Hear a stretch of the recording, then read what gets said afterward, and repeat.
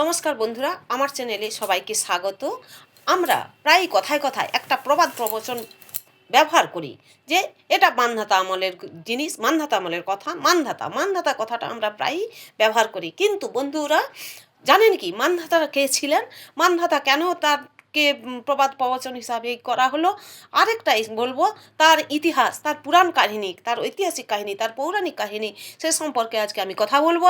আর কথা বলবো যে মান্ধাতার কে কেন পৃথিবীর সিজারিয়ান এখন প্রত্যেক কথায় কথায় গর্ভবতী মায়েদের সিজারিয়ান করে বাচ্চা প্রসব করা হয়, কিন্তু পৃথিবীর প্রথম সিজারিয়ান শিশু কে ছিলেন জানেন? সেই কথাই আজকে আমি বলবো। তাহলে বন্ধুরা শুনুন মান্ধাতার ইতিহাস। মান্ধাতা হলেন হিন্দু পুরাণে বর্ণিত একজন কিংবদন্তি ও শক্তিশালী রাজা। যুগপুরুষোত্তম শ্রী শ্রী রামচন্দ্রের তিনি পূর্বপুরুষ। তিনি মান্ধাতা আমল প্রবচনের জন্য পরিচিত, যা অত্যন্ত প্রাচীন বা পুরানো সময়কে বোঝায়। রাজা বিশ্বজয়, দানশীলতা এবং ন্যায় পরায়ণতার জন্য বিখ্যাত। মান্ধাতা কে ছিলেন? রাজা যুবনাশ্বের পুত্র হলেও তিনি তার মায়ের গর্ভে জন্মগ্রহণ করেননি। তিনি পিতার গর্ভ থেকে জন্মগ্রহণ করেছিলেন এবং তিনি ইন্দ্রের আশীর্বাদে তিনি পিতার শরীর থেকে নিষ্কাশিত হয়ে পূর্ণতা লাভ করেন এবং সিজারিয়ান অপারেশনের প্রথম উদাহরণ হিসাবে তাকেও পরিচিত।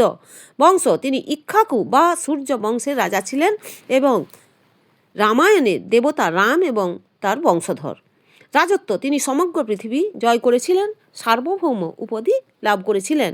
বিবাহ, যদু বংশের রাজা শরবিন্দুর কন্যা বিদুমতিকে তিনি বিবাহ করেন। তার 3 পুত্র ছিল, পুরুকুৎস, অম্বারিশ এবং মুচুকুন্দ, যারা সকলেই বিখ্যাত রাজা ছিলেন।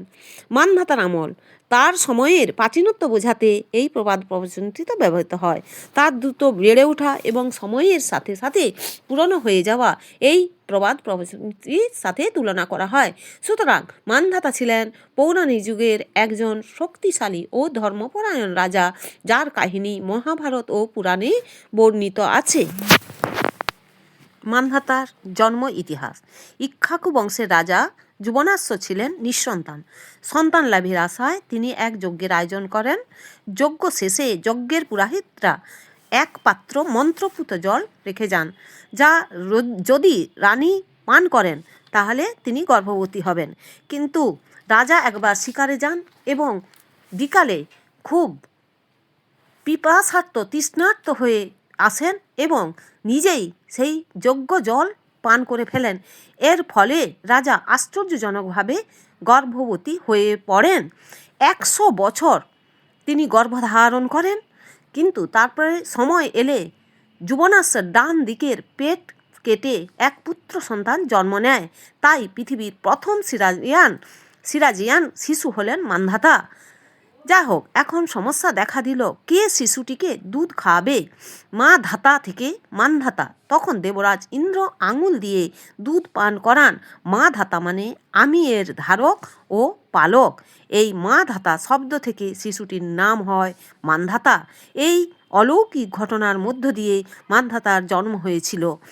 তাহলে বন্ধুরা মান্ধাতার জন্ম ইতিহাস শুনলেন মান্ধাতার পরিচয়।